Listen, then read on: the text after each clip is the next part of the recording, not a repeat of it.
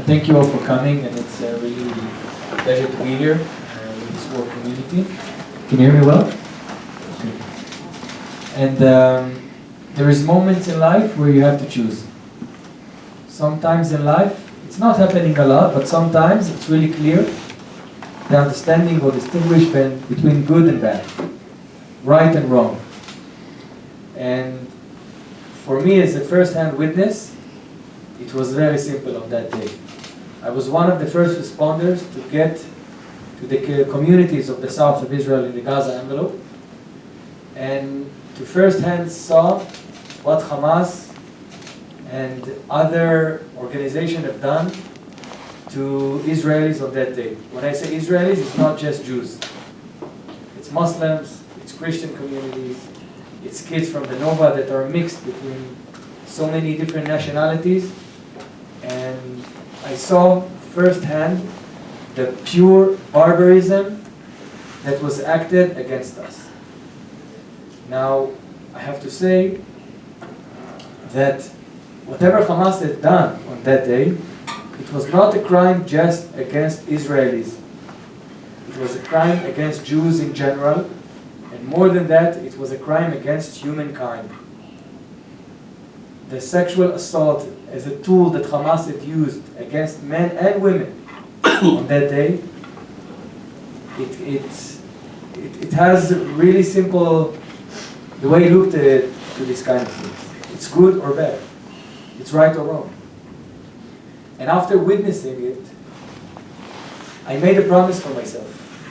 And it's the same promise that people that I learned from them, even Holocaust survivors, made. Never again. Never again, Jewish helpless people will raise their hands in the face of evilness. And what I understood immediately is that today it's right here in Israel, but these extremists exist everywhere in the world. And we need to fight it. And how we can fight it? We can fight darkness with light. We need to put more light in this world. And that's what I felt on that day. Even though it was daylight, I got there in the morning. I felt I'm in the most deepest darkness in the world. And if I could bring a tiny light into the situation I was in, this is a good blessing. And that's what both my friend Remo and myself had done on that day. And that's what made me create this film that you just saw, all of you. I didn't want to be lonely in this experience of I'm not calling myself a survivor. You know why? Because I carried weapon with me. I had the ability to defend myself and other helpless civilians against those murderers and killers. So I'm not a survivor. But I didn't want to stay alone in this story. It's a very, very intense story to hold alone, right? I wanted to share it with the world. And for me, and even Remo, to travel around the world and to share our story, crowd after crowd, will be exhausting. We'll exhaust ourselves. And it's not scalable. But here, a lot of you heard my story and Remo's story through the VR. And that's what made me come up with this idea. To combine technology and storytelling together into a very powerful tool to allow people in the world to understand what we are facing. The deep problem we are facing, and in my belief there is an answer to it. So this is our project. It's called Survive to Tell. And this project is taking another step of scalability, because if you scan the QR code, you'll see that you can go into an AI conversational video with us.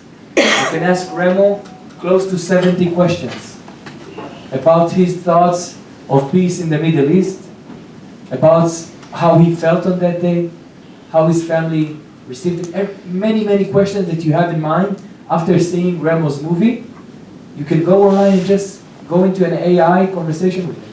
Same with me, and same with Ophir that got kidnapped to Gaza when he was 17 years old with his girlfriend and her father. And he had a birthday, 18, in captivity, as hostage in the tunnels of Gaza. And luckily he was released to share his story. And Mazal, she's Ethiopian Jew, after her best two friends executed in front of her eyes, their only crime is They came to celebrate, to have fun. That's the only crime they've done. They were executed. And the terrorist that killed them, he looked at Mazal, and he wanted to take her to Gaza with him. So he hit her back of her head with a rifle, and he started to drag her. He tied her leg with a rope and started to drag her. And if you look into Mazal's story, she'll tell you everything. And you'll be able to ask her questions about how she survived. And the same with Milet.